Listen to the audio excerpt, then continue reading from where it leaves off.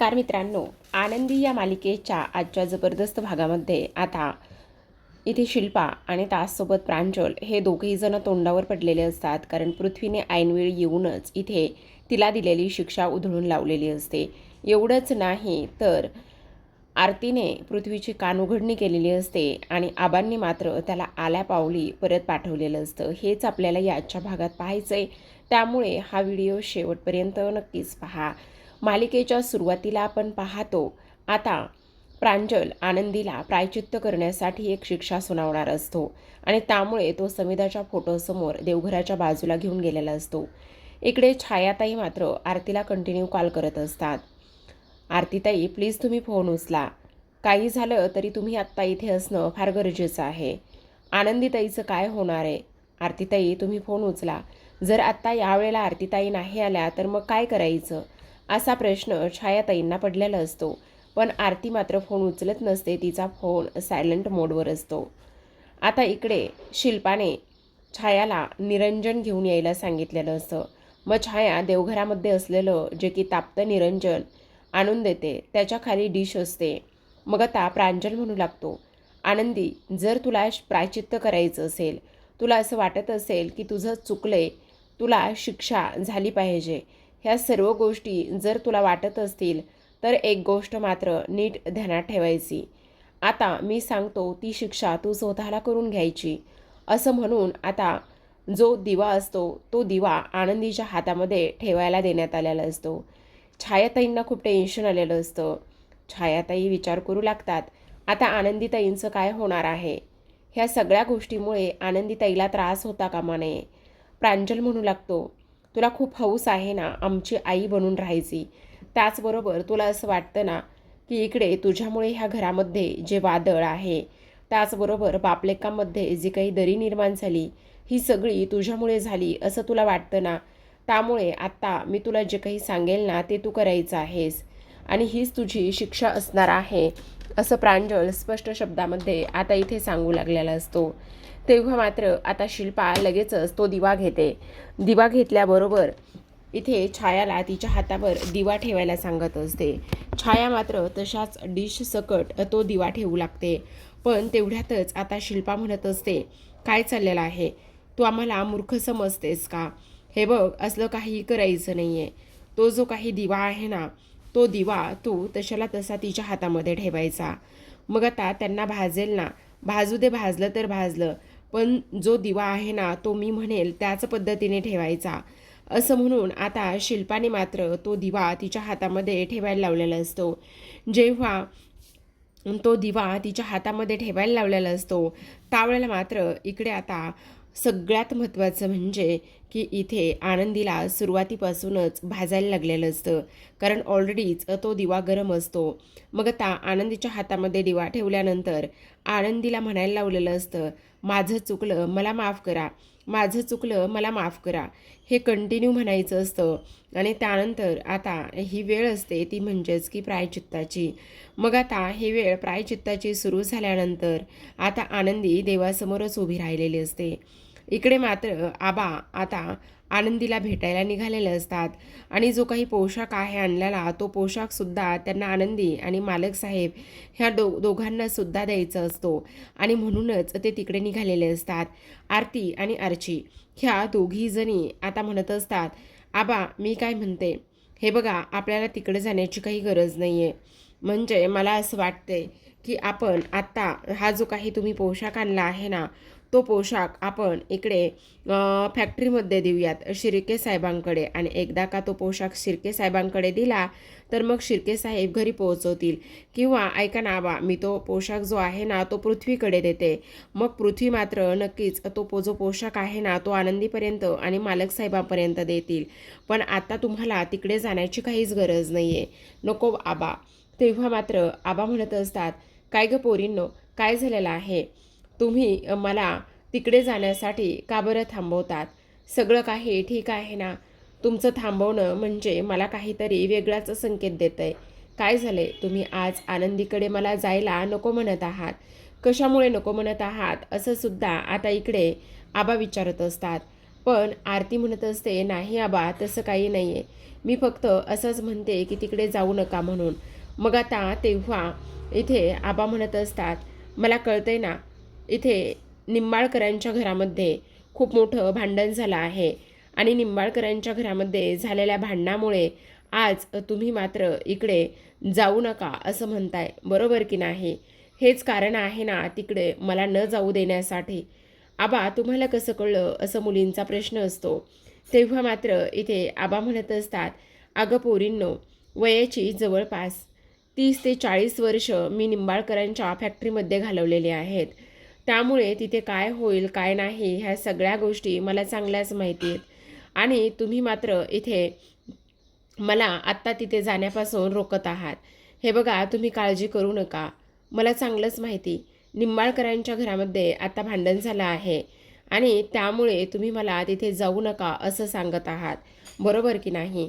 असं बोलल्याबरोबर आता आरती आणि आर्ची ह्या दोघींना सुद्धा समजलेलं असतं की आबांना तर सर्व गोष्टी समजलेल्या आहेत आणि आबा मात्र इकडे जाण्यापासून आता काही केल्या थांबणार नाही आहेत. मग आता आरती म्हणत असते, आबा तेच तर मी तुम्हाला सांगते, जर आत्ता तुम्ही गेलात तर तुम्हाला तिथे गेल्यावर त्रास होईल आबा. हे बघा तिथलं वातावरण खूप जास्त इथे घाणेरडं झालं आहे. त्याचबरोबर जर तुम्ही तिथे गेलात आणि आणखी काही वेगळं झालं तर तुमच्या तब्येतीवर भेटू शकतं. तेव्हा मात्र आबा म्हणत असतात, अगं तू काळजी करू नकोस. ह्या म्हाताऱ्याने खूप सारे दुःख झेललेले आहेत. त्याच्या जिवंतपणी त्याने त्याच्या लेकराला अग्नी दिला आहे. याच्यापेक्षा दुसरं मोठं दुःख काय असू शकतं आरते? तू काळजी करू नकोस, मला काहीही होणार नाही. हे बघ, माझी दुखरी नस म्हणजे माझी आनंदी आहे आणि त्यामुळे मला माझ्या आनंदीकडे जावंच लागणार आहे. काही जरी झालं तरी मला माझ्या पोरीला इथे घरी नाही आणायचं आहे. त्याचसोबत तिच्या पाठीमागे मला खंबीरपणे उभे राहायचं आहे, असं सुद्धा आता इथे आबा बोलू लागलेले असतात आणि त्यानंतर मात्र ते तिकडे जायला निघणार असतात. दुसरीकडे आपण पाहतो बापू आणि माई आता हॉलमध्ये आलेले असतात. जेव्हा ते दोघेजण हॉलमध्ये येतात आणि समोरचं दृश्य पाहून त्यांच्या पायाखालची जमीनच सरकते. आता लगेचच इकडे ते म्हणत असतात, हे सगळं काही काय आहे आणि तुम्ही इथे काय चालवलं आहे? तुमच्यामध्ये माणुसकी नावाची चीज आहे की नाही? असं सुद्धा इकडे आता ते बोलत असतात. तेव्हा मात्र इकडे लगेचच प्रांजल म्हणत असतो, माई बापू तुम्ही अजिबात जवळ येऊ नका. हे बघा तुम्ही दूर व्हा, कारण ही आनंदीला दिलेली एक शिक्षा आहे आणि ती शिक्षा भोगत आहे. त्यामुळे तुम्हाला इथे जवळ येण्याची काहीच गरज नाही आहे. आत्ताच्या आत्ता तुम्ही तिकडेच थांबा. तेव्हा माई म्हणत असतात, अरे प्रांजल, जरा तरी माणुसकी नावाची गोष्ट शिल्लक आहे की नाही? त्या पोरीला किती त्रास होतोय. आत्ताच्या आत्ता हे सगळं काही थांबवा. तेव्हा मात्र इथे आता विद्याधर येतो आणि विद्याधर आल्याबरोबर इथे लगेचच तो प्रांजलच्या खांद्यावर हात ठेवतो आणि म्हणत असतो, वारे वा प्रांजल, खरं तर आज ना इथे काकाची लाज राखलेली आहेस तू ह्या सर्व काही गोष्टी करून. आज मात्र इथे खूप कमाल केलेली आहेस तू, असं सुद्धा आता इकडे हा विद्याधर बोलत असतो. मग आता माई चिडतात आणि म्हणत असतात, अरे विद्याधर, तू काही वेडा झालायस का? तू काय डोक्यावर पडलायस का? अशा पद्धतीने वागतोयस आणि त्याचबरोबर इथे मुलांना चांगल्या वाईट गोष्टी शिकवायच्या सोडून मुलं काहीतरी चुकीचं करतायत आणि तू त्यांना प्रोत्साहन देतोयस. तेव्हा विद्याधर म्हणत असतो, माई बापू तुम्ही जरा शांत व्हावं. अहो पोरं हे जे काही करतायत ना ते अगदी बरोबर करतायत, काहीही चुकीचं करत नाही आहे. तुमच्या लक्षात येत आहे का? असं इकडे ते बोलत असतात.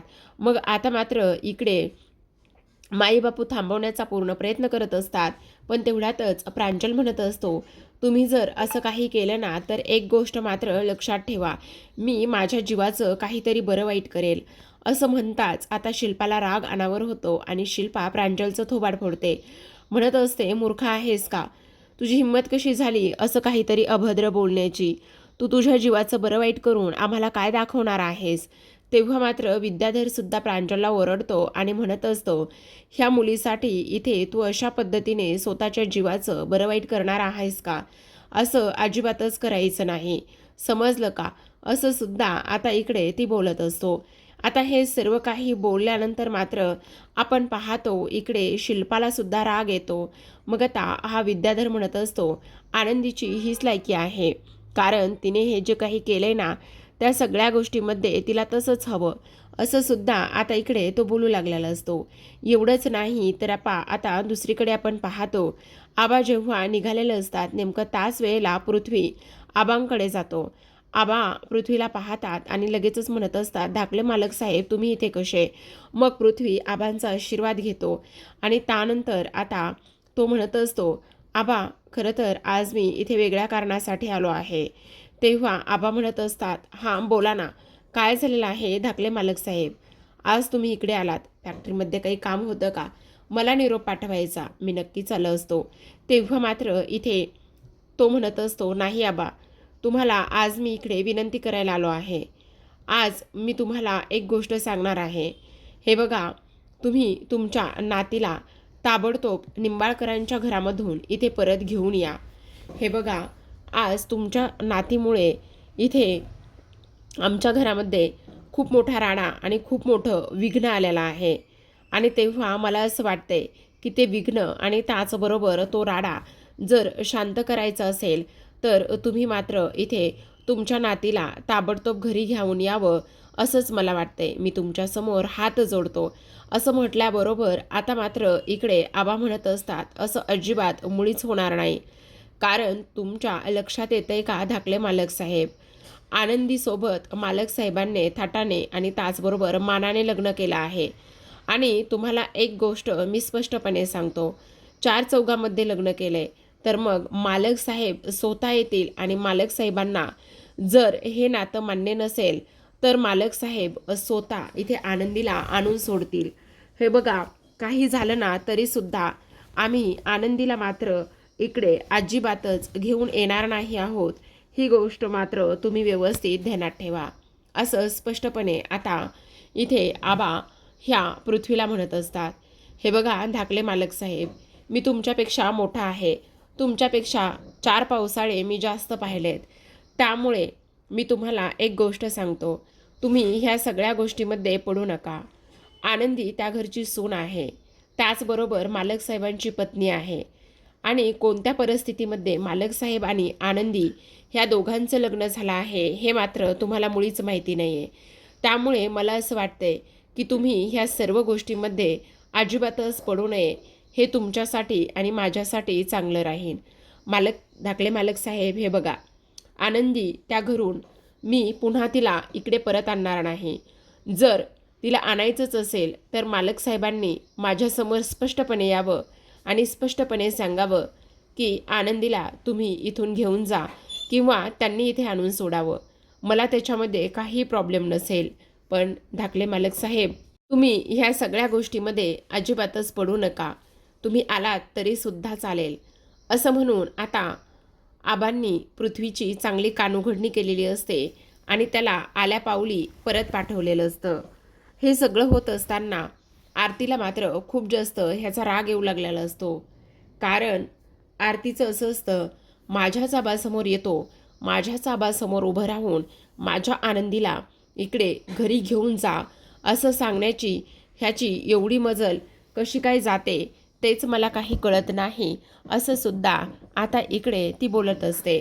तर आता पृथ्वी हा एकही शब्द आबांसमोर काढत नसतो, कारण आबांनी स्पष्ट शब्दामध्ये त्याला सांगितलेलं असतं की काही जरी झालं तरी तुम्ही आता आलात तरीसुद्धा चालेल, कारण मी तुमचं ऐकणार नाही आणि माझ्या आनंदीला मी परत घेऊन येणार नाही. तेव्हा जाता जाता पृथ्वी एक शब्द बोलतो.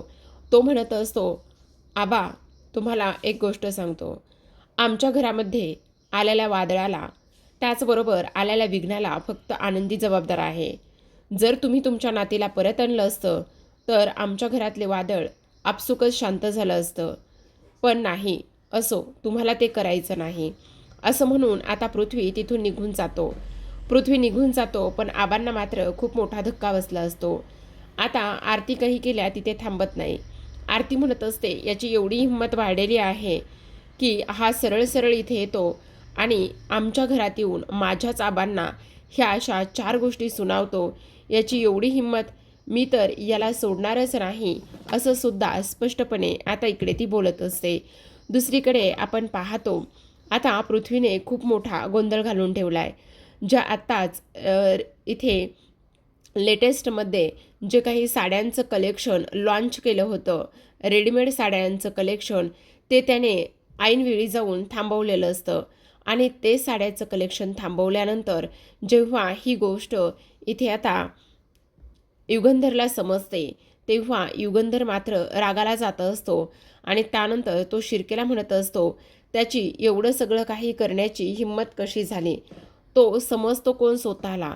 त्याचबरोबर हा एवढा मोठा निर्णय त्याने कोणाला विचारून घेतला आहे, हेच मला काही कळत नाही आहे. हे सगळं काय चाललेलं आहे, हे सुद्धा मला कळत नाही, असं सुद्धा युगंधर हा शिर्केंना सांगत असतो. तेव्हा मात्र शिर्के म्हणत असतात, मालक साहेब, तेच तर मी तुम्हाला सांगण्याचा प्रयत्न करतो. जेवढ्या साड्यांच्या ऑर्डर होत्या, तेवढ्या सगळ्या आता इकडे पेंडिंगमध्ये दाखवत आहे. काय करायचं तेच मला काही कळत नाही, असं सुद्धा स्पष्ट शब्दामध्ये आता इकडे तो बोलू लागलेला असतो. तेव्हा मात्र इथे युगंधर म्हणत असतो, ह्या मुलाला समजत नाही का, बिझनेस आणि त्याचबरोबर पर्सनल गोष्टी ह्या दोन वेगवेगळ्या ठेवायच्या. हा काही डोक्यावर पडलाय का अशा पद्धतीने वागायला. आता तर ह्याला मलाच शिकवावं लागेल, बिझनेस आणि सोबतच पर्सनल गोष्टी कशा वेगळ्या वेगळ्या ठेवायच्या आणि काय करायचं ते. पण आता मात्र काही जरी झालं ना, तरीसुद्धा इकडे मलाच त्यांना शिकवावं लागणार आहे, असं सुद्धा आता इकडे युगंधर बोलत असतो. मग आता हे सगळं काही युगंधर बोलल्यानंतर इथे आता शिर्के म्हणत असतात, मालक साहेब तुम्ही ठीक तर आहात ना, मालक साहेब तुम्ही ठीक तर आहात ना. कारण युगंधरचा एक हात जो आहे तो आता थरथर कापू लागलेला असतो. त्याला बहुतेक मुंग्या येऊ लागलेल्या असतात आणि त्यामुळे शिर्के मालक साहेबांना विचारत असतो, मालक साहेब तुम्ही बरे आहात ना. तेव्हा मात्र इथे आता युगंधर सांगू लागतो, हो शिर्के मी ठीक आहे, मला काहीही झालेलं नाही आहे. पण तुम्ही नका काळजी करू. आता मी माझ्या पद्धतीने ह्याला बिझनेस कसा करायचा आणि कोणती नाती, त्याचबरोबर कोणतं काम हे कुठे ठेवायचं, हे मलाच त्याला शिकवावं लागेल, असं मालक साहेब बोलतात. त्यावर इकडे आरती ही धावतच आता पृथ्वीच्या पाठीमागे जाते आणि त्याचा हात पकडते आणि त्याला थांबवते. त्याला ती म्हणत असते, तुझी हिंमत कशी झाली माझ्याच घरी येऊन माझ्याच आबांना अशा पद्धतीने हे सगळं काही बोलण्याची. तू समजतोस कोण स्वतःला, तुझ्या लक्षात येतंय का तू काय केलेलं आहेस म्हणून. हे बघ, मला तुझ्याकडून ही अपेक्षा अजिबातच नव्हती. मला असं वाटलं होतं जेव्हा तुला ह्या गोष्टी समजतील तेव्हा तू आनंदीच्या पाठीमागे खंबीरपणे उभा राहशील, पण तू मात्र अजिबातच तसं केलेलं नाही आहेस. तुला काय वाटतं, इकडे आनंदी ह्या घरी परत यावी म्हणून चार चौघामध्ये मालक साहेब आणि आनंदी ह्या दोघांचं लग्न झालं आहे. आनंदीचा पूर्ण हक्क आहे त्या घरावर, त्यामुळे आनंदी तिथून कुठेच येणार नाही. इकडे मात्र कंटिन्यू छायाताई कॉल करू लागलेल्या असतात आरतीसाठी, पण आरतीचा मात्र मोबाईल सायलेंट असल्यामुळे तिला काही केल्या कळत नाही. मग तेवढ्यातच आता छायाताईंची बॅटरी लो झालेली असते, त्यामुळे आता त्या म्हणत असतात, आता हा बहुतेक मोबाईल स्विच ऑफच होणार आहे. पण काही झालं तरीसुद्धा इथे आनंदीताईसाठी इथे आरतीताईंनी येणं फार जास्त गरजेचं आहे, असं सुद्धा आता इथे त्या बोलू लागलेल्या असतात. आता हे सर्व काही होत असताना आता आरती पृथ्वीला म्हणत असते, हे बघ, काही जरी झालं ना तरी एक गोष्ट मी तुला स्पष्टपणे सांगते, आनंदी ही त्या घरातून अजिबात येणार नाही. ही गोष्ट मात्र तू कंटिन्यू लक्षात ठेव. त्याहूनही सगळ्यात महत्त्वाचं तुला अजून एक सांगते, हे बघ आरती, आनंदी ही त्या घरची सून आहे आणि तिचा त्या घरावर हक्क आहे. आनंदीची एक मोठी बहीण या नात्याने मी तुला ह्या सगळ्या गोष्टी सांगते आणि जर आनंदीला त्या घरामध्ये काही झालं तर गाठ माझ्याशी आहे, हे सुद्धा तू व्यवस्थित लक्षात ठेवायचं, समजलं तुला. आणि तुला काय माहिती रे त्यांच्या नात्याबद्दल, तुला माहिती आहे का त्यांनी कशा पद्धतीने आणि कसं लग्न केलं आहे, ह्या गोष्टी तुला माहितीच नाही आहेत. पण एक गोष्ट मात्र कायम लक्षात ठेव, काही जरी झालं ना तरीसुद्धा आनंदी त्या घरातून अजिबात बाहेर येणार नाही आणि हा माझा आनंदीला पूर्णतः सपोर्ट आहे, असं स्पष्ट शब्दामध्ये आता आरतीने पृथ्वीची कान उघडणी केलेली असते आणि त्यानंतर ती तिथून निघून जाते. जेव्हा ती तिथून निघून जाते तेव्हा मात्र पृथ्वी गेलेल्या ह्या आरतीकडे पाहतच उभा राहिलेला असतो, कारण आतापर्यंत त्याला कोणत्याही मुलीनं अशा पद्धतीने खडसावलेलं नसतं, त्याची कानउघडणी केलेली नसते. जेव्हा आरती घरी येते तेव्हा स्वतःचा मोबाईल पाहते, तर आता छायाताईंचे जवळपास 5 मिस कॉल तिला पडलेले असतात आणि त्यामुळे आता इकडे ती विचार करत असते की काय झालेलं असेल, सगळं काही ठीक तर असेल ना.